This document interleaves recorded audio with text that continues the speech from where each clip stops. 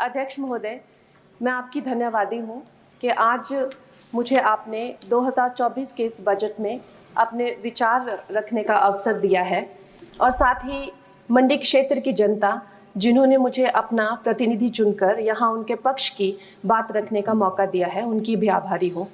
ये जगह मेरे लिए बहुत नई है, मैं एक नई सांसद हूँ, मगर मुझे इस बात का आभास है कि ये जो 18वीं लोकसभा है ये कोई सामान्य लोकसभा नहीं है।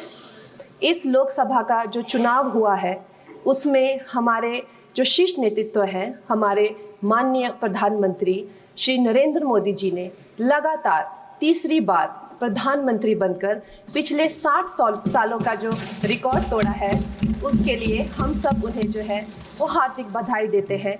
साथ ही बधाई के पात्र हैं हम सब भारतीय जनता पार्टी के लोग जिन्हें ये सौभाग्य प्राप्त हुआ। और मैं ये भी मानती हूँ कि हमारे भारतवर्ष की जनता जिन्होंने एक स्थिर, सहज और सफल सरकार को चुना है और एक संकल्प को चुना है, वो भी बधाई के पात्र हैं। महोदय जी, हम सब जानते हैं कि आज से 10 साल पहले हमारे देश की अर्थव्यवस्था का क्या हाल था। आज से 10 साल पहले हमारी संघर्षशील जो एक चरमराती और एक लड़खड़ाती अर्थव्यवस्था जो कहीं 11वें-12वें नंबर पर थी और सारा देश जो है उसको लेकर चिंतित रहता था, पिछले 10 सालों में वो अर्थव्यवस्था 11वें से 5वें नंबर पे आई है और बहुत तीव्रता से जो है तीसरे नंबर की तरफ जा रही है। ये जो 2024 का बजट है ये सब वर्गों को जो है वो शक्ति प्रदान करने वाला बजट है। इस बजट से जो है वो हमारी अर्थव्यवस्था को भी तीव्रता मिलेगी महोदय जी। और जो हमारा 2047 का जो संकल्प है कि विकसित भारत का जो संकल्प है, हम प्रथम इकोनॉमी बनेंगे, वो भी इस बजट से हम पूरी उम्मीद है एक कदम हम उस संकल्प के जो है वो करीब जाएंगे।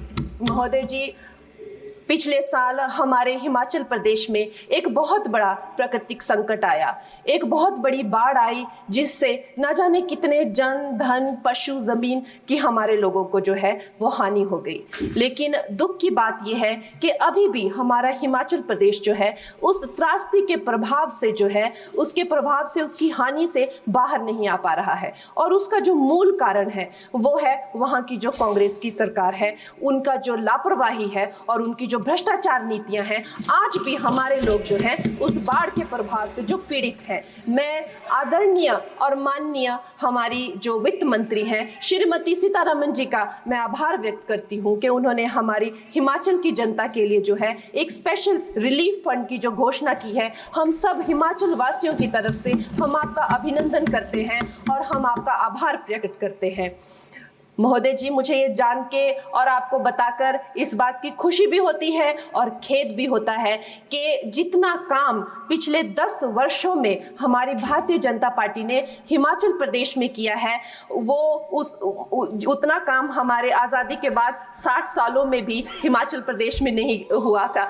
आप सब हिमाचल जाते रहे होंगे। वर्षा, it is her maiden speech. आप सब हिमाचल वर्षा, it is her maiden speech, kindly. आप सब हिमाचल जाते रहे होंगे और आप सब ने देखा होगा कि वहाँ पर जो है आज से आज़ादी के 60 साल तक सिर्फ कुछ रोड्स बने थे और वो भी हमारे माननीय जो पूर्व प्रधानमंत्री अटल बिहारी जी रहे हैं, उन्होंने अपने कार्यकाल में जो है वो ग्रामीण प्रधानमंत्री सड़क योजना के अंतर्गत वो रोड बनाए थे। लेकिन पिछले 10 वर्षों में प्रधानमंत्री नरेंद्र मोदी जी की सरकार ने हमारे क्षेत्र को जो है एम्स, IIIT, IIM जैसे वैश्विक स्तर के जो है वो संस्थान दिए हैं और वंदे भारत जैसी ट्रेन को हमारे हिमाचल में पहुंचाया है।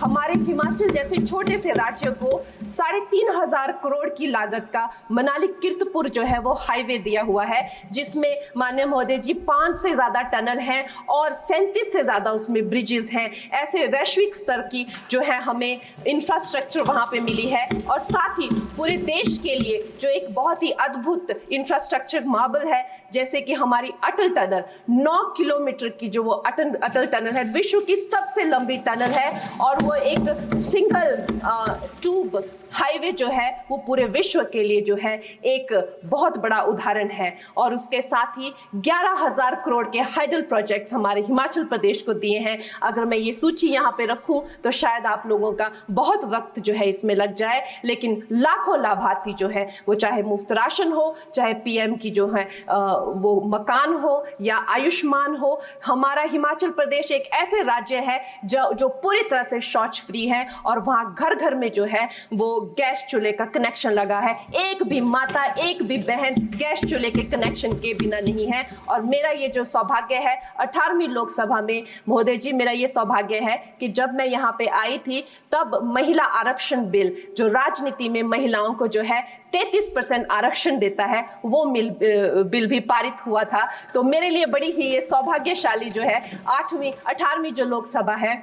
और मैं ये कहना चाहूंगी कि ये जो बिल है ये अवश्य ही एम्प्लॉयमेंट हो या चाहे स्टार्टअप इनोवेशंस हो, चाहे हमारे गरीब और मिडिल क्लास को टैक्स रिलैक्सेशन हो या हमारे जो अन्नदाता किसान हो उन पे फोकस हो। ये मैं इसे होलसम बजट कहती हूँ। और मेरी एक प्रार्थना रहेगी हमारे सरकार से कि हमारे मंडी क्षेत्र में अगर एक इंटरनेशनल एयरपोर्ट हो तो अवश्य ही हमारी जनता का टूरिज्म की दृष्टि से बहुत कल्याण होगा। वो हमें ज़रूर इस विषय में सोचें। और मुझे लगता है ये जो बजट है हम हिमाचल के वासी जो हैं इसका पूरी तरीके से जो है वो वेलकम करते हैं। और धन्यवाद।